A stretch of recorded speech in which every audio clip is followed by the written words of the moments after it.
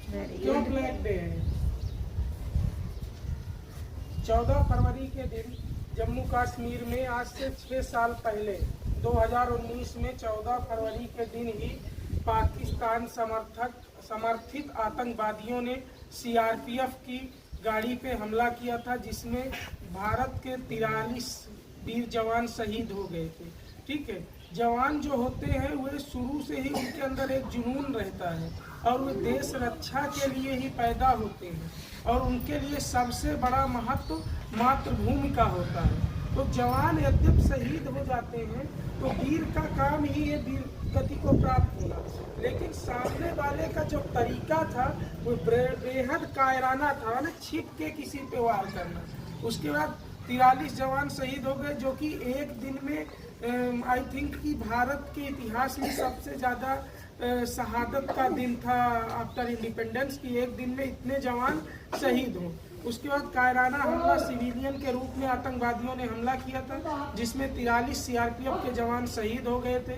वे इसलिए black day के रूप में, काला दिवस, ब्लैक डे तो आपने अंग्रेजी में बना लिया, मतलब सुबह का वक्त था 14 फरवरी के दिन। मुझे तो याद है उस बार ठंडी कुछ ज़्यादा थी, इस बार ठंड कम हो गई है। लेकिन 2019 देखिए, क्लाइमेटिक चेंज भी एक विषय है, तो समय के साथ शिफ्ट हो रहा है। 2019 को 14 फरवरी को बहुत ठंड थी, बिल्कुल घना कोहरा छाया हुआ था और उसी समय हमारे सीआरपीएफ की गाड़ी में कायराना हमला हुआ, जिसमें जो जवान वीरगति को शहीद हुए, जो देश के लिए काफ़ी दुखद था, उन जवान परिवारों के लिए बहुत दुखद था, क्योंकि सैनिक को देश के साथ साथ अपने परिवार की भी जिम्मेदारी होती है।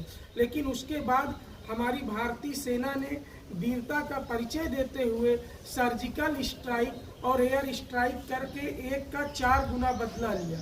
वे हमारे भारत का पुराना सिद्धांत है कि हम किसी को छेड़ते नहीं, जो छेड़ता है उसको छोड़ते नहीं, और तत्कालीन समय में ये और मजबूत हो रहा है। और इसके साथ काफ़ी ज़्यादा मात्रा में पड़ोसी मुल्क को या आतंकवादियों को उसके बाद नुकसान पहुंचाया गया, जो भारतीय सेना के वीरता का प्रतीक है।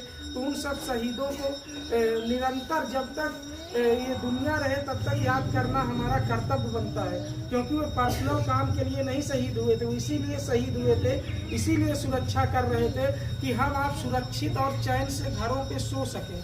तो हम कुछ विशेष तो उनके लिए नहीं कर सकते, लेकिन अपनी भावनाओं से ये हमारा कर्तव्य बनता है कि 2 मिनट का मौन धारण करके उनको अपनी श्रद्धा सुमन समर्पित करें, और वो जवान जहाँ भी हों प्रभु उनकी आत्मा को शांति दे, और ऐसे देश नायक और देश रक्षक इस धरती पे पैदा होते रहें। आप सभी लोग मौन धारण करेंगे।